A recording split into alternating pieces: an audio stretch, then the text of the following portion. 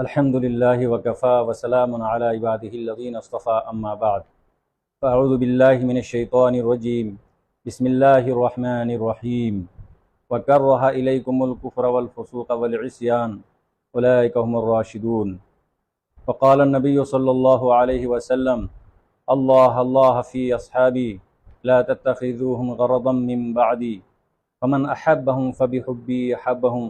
वमन अबग़दहुम फ़बिबुग़ज़ी अबग़दहुम व खैरुल क़ुरूनि क़र्नी सुम्मल्लज़ीना यलूनहुम सुम्मल्लज़ीना यलूनहुम। सदक़ल्लाहुल अज़ीम व सदक़ रसूलुहुन नबियुल करीम व नहनु अला ज़ालिका मिनश शाहिदीन व शाकिरीन। बिरादरान इस्लाम, आज मेरी गुफ्तगू का मौजू है मुशाजरात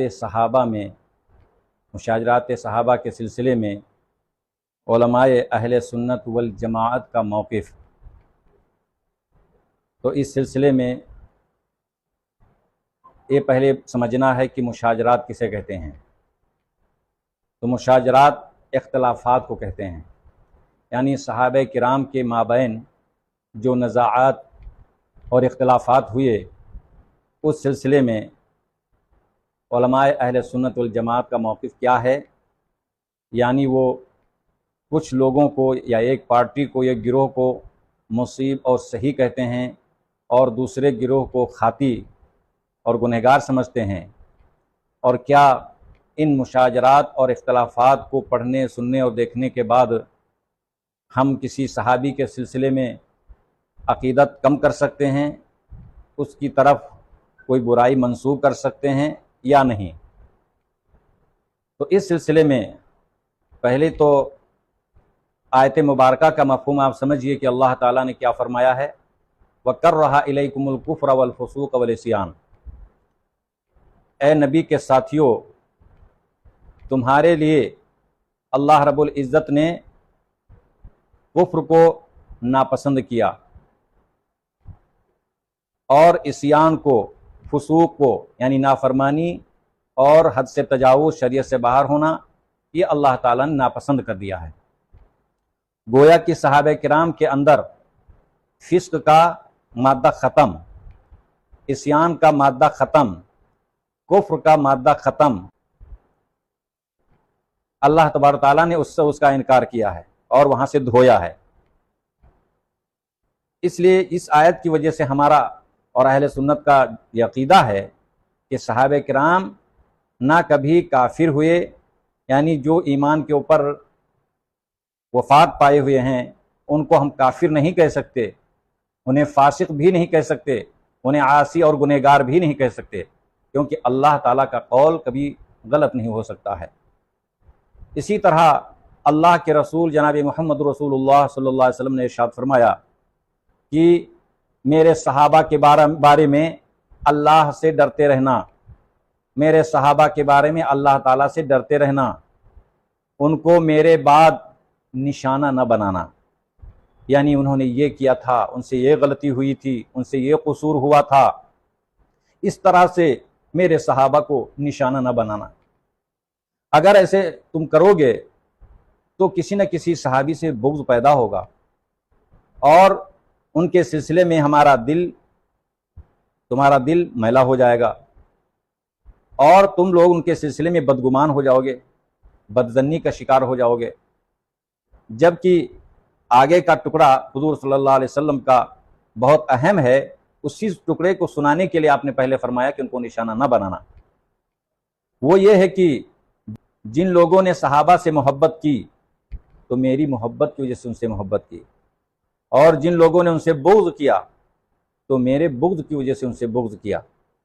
गोया कि नबी पाक सरवर आलम सल्लल्लाहु अलैहि वसल्लम ने इरशाद फरमा दिया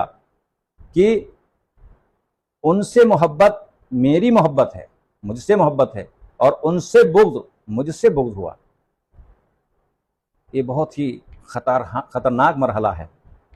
इंसान तवारीख़ पढ़ करके, रत्ब व याबिस रिवायात को देख करके सहाबा के बारे में बज़्ज़न होने लगता है, पर उसे ये देखना चाहिए कि अगर हम बज़्ज़न होते हैं तो नबी करीम सल्लल्लाहु अलैहि वसल्लम ने फरमाया कि मुझसे बदज़नी पैदा हो रही, तो क्या कोई मुसलमान ये बर्दाश्त कर सकता है कि किसी वजह से रसूलुल्लाह सल्लल्लाहु अलैहि वसल्लम की बदज़नी कबूल करे और आपके सिलसिले में बुग़्ज़ कबूल करे। अगर ये कबूल नहीं है तो फिर सहाबा के बारे में भी बुग़्ज़ और उनके सिलसिले में बज़नी कबूल नहीं करनी है। हमारे अहले सुन्नत वल जमात के मसलक के सिलसिले में एक हदीस भी है,